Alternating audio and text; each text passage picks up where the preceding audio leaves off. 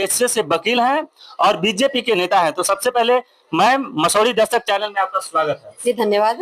आप अपना नाम बताइए। मेरा नाम आशा किरण सिंह है और मैं बीजेपी की महिला मोर्चा अध्यक्ष जिला विश्वत्री की मेंबर भी हूँ। जी जी।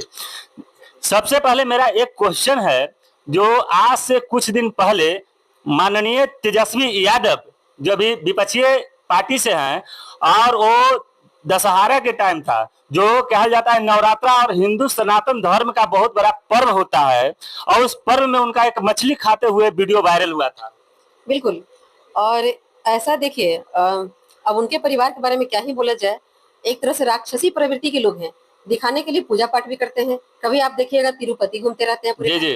कभी देखिएगा तो नवरात्रि के समय वो मछली खाते रहते हैं। जी। राक्षसी प्रवृत्ति के लोग हैं, इन्हें खुद नहीं मालूम कि इन्हें क्या करना है क्या नहीं करना है। बस जब जैसा देखते हैं तब तो ऐसा करते हैं। वो सोचते हैं कि इससे हमारी जनता खुश हो जाए।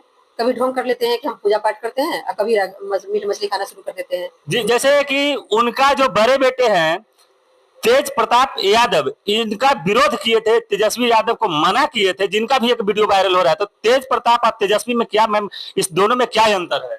देखिए, सब लालू यादव के ही बेटे हैं और कोई अंतर नहीं है। बस देखिए, आप जिस तरह से हाथ में पांचों उंगलियां बराबर नहीं होती, बस वही है, बाकी अंतर कोई नहीं है। न तेजस्वी अलग है न तेज प्रताप अलग है। तेज प्रताप तो और महामूर्ख है, उनके बारे में कहना क्या है। वो तो कृष्ण का रूप भी है। वही तो, कभी कभी आप देखेंगे जब बाबा बागेश्वर यहाँ आ रहे थे तो विरोध कर रहा था, यही तेज प्रताप एक सेना तैयार किया था, हरा हरा गमछी लगाकर, और बोला था कि मैं उन्हें आने नहीं दूंगा। लेकिन आए भी और कथा बाज करके गए भी। तय समय में आए और तय समय पे ही गए। और एक ढोंग करता कि मैं कृष्ण बन जाता हूँ, कभी नंदी बन जाता है, कभी कुछ बन जाता है। उसको तो बोलने भी नहीं आता क्या बोलता है क्या करता है। जो अपनी पत्नी को नहीं संभाल पाया, वो प्रेमिका को क्या संभाल पाएगा। तो तेज प्रताप और तेजस्वी कोई अलग नहीं है, दोनों लालू यादव के ही बेटे हैं।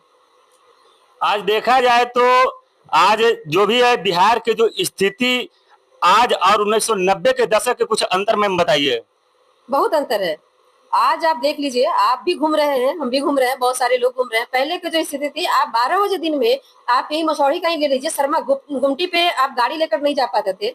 जहाँ अगर कोई पटना जाने के लिए हुआ बहुत इमरजेंसी में, तो दोपहर को जाने में लोग डरता था कि कहीं छीन न ले।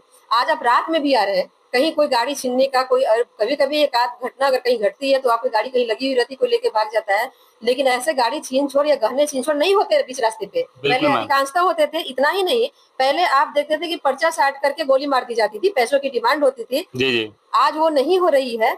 अब हाँ देखिए, कभी भी अपराध रुकता नहीं है, कहीं भी किसी देश में अपराध बंद नहीं हुआ है। हाँ, उसको कम किया जा सकता है, जो आज नहीं है। जो कल जंगल राज था, आज बिल्कुल नहीं है। और आप लोग तो रिपोर्टर हैं, आप लोग पूछिए और कुछ पूछना है उसको मैं बताती हूँ विस्तार से फिर। 1990 के दशक में जो जंगल राज था, वहां पे कुछ ऐसा भी लोग के साथ घटना घटा जिसमें शायद किसी लोग को किसी पार्टी के जरिए जिंदा जला दिया गया था। आपको इसमें में पता है? हाँ, बिल्कुल पता है। आप उस समय एक नक्सली संगठन चलता था, आप एमसीसी करके भी चलता था, संग्राम समिति था। माले का भी एक, अभी जो माले चुनाव में लड़ती है, लेकिन एक विंग ऐसा था उसका हथियार बंद। और ये लोग कहीं भी किसी को भी अगर पैसा ही मांग दिया तो देना देना है, अगर नहीं दिए तो आपको या तो मार दिया जाता था, या अगड़ी जातियों को खास करके, क्योंकि अगड़ी जातियों के पास जमीनें थी। और ये लोग ये दलितों का भी शोषण करते थे, क्योंकि वो कहते थे कि मजदूरी नहीं करना है, उनके घर में रुकते थे, घर से वो लोग रखते थे, क्योंकि नहीं रखते तो उनको भी डर था कि हमें मार दिया जाएगा। तो वो भूमिहीन और दलितों के लिए लड़ाई नहीं लड़ते थे, वो अपना पेट पालने के लिए करते थे, अपने लिए लड़ते थे, अपने वर्चस्व की लड़ाई लड़ते थे। और इसीलिए गाँव के गाँव जला दिया जाता था, गाँव के गाँव रात में काट दिया जाता था, बच्चों को बूढ़ों को जला दिया जाता था। और उसी समय एक हमारे नेता उभरे थे, हमारे वो एक हीरो कह सकते हैं, जिनको अभी ब्रह्मेश्वर मुखिया जी के नाम से वो उभरे थे। उन्होंने किसानों की लड़ाई उन्होंने लड़ा, उन्होंने अगड़ों की लड़ाई लड़ा, हालांकि उन्होंने सबके लिए लड़ा, दलितों के लिए भी लड़ा। तो लोग कहते हैं मैम कि वो स्वर्णों का, वो सिर्फ स्वर्णों के साथ में रहते हैं, स्वर्णों के ही लड़ाई लड़ते हैं। देखिए, इसलिए लोग कहते हैं कि क्योंकि वो स्वर्ण थे, पहली बात। दूसरी बात, स्वर्णों को जलाया जाता था, स्वर्णों को मारा जाता था, उनकी भूमि पर कब्जा किए जाते थे, झंडे गाड़े जाते थे। तो उस लड़ाई को, हालांकि शोषण दलितों का भी किया जाता था, क्योंकि जिस दलित के घर में वो लोग रुकते थे, उन्हें केस में वो फंसता था, उसे पुलिस उठाकर ले जाती थी, तो उस समय उनको कोई पैसा नहीं देता था केस लड़ने के लिए। वो नक्सली संगठन उसको पैसा नहीं देते थे लड़ने के लिए, लेकिन विनाश का कारण तो वो नक्सली थे, वो तो चले जाते थे उनके यहाँ से काम करके। लेकिन तब दलित भी फंसते थे, तो उन्होंने अगर लड़ाई लड़ी स्वर्णों के लिए, स्वर्ण को बचाने के लिए लड़ाई लड़ी, तो दलित भी तो उस नक्सली से मुक्त हुए। उन्होंने तो सबके लिए लड़ी। अब देखने का नजरिया लोगों को अलग अलग है, खास करके विपक्षी पार्टियों, क्योंकि लालू यादव की उस समय मुख्यमंत्री थे हमारे यहाँ, उस जी। दशक 90 के दशक में हुआ करते थे, और नक्सलियों को उनका संरक्षण प्राप्त था। तो जो लालू यादव के लोग हैं, अभी चुनाव का समय है तो बरसाती मेढक की तरह टकरा रहे हैं, इसीलिए लोग आज इस मुद्दे को उठाते हैं जोर शोर से।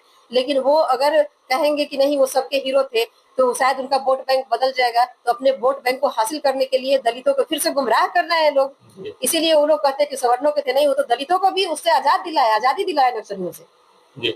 आज कुछ लोग ऐसा भी हैं जो दलित या महादलित या ओबीसी के लोग हैं, वो बोलते हैं कि हमारी कुछ पूर्वजों बाप दादा लोग के खटिया पर भूमिहार समाज बैठने नहीं देता था। इसमें आपको क्या कहना है?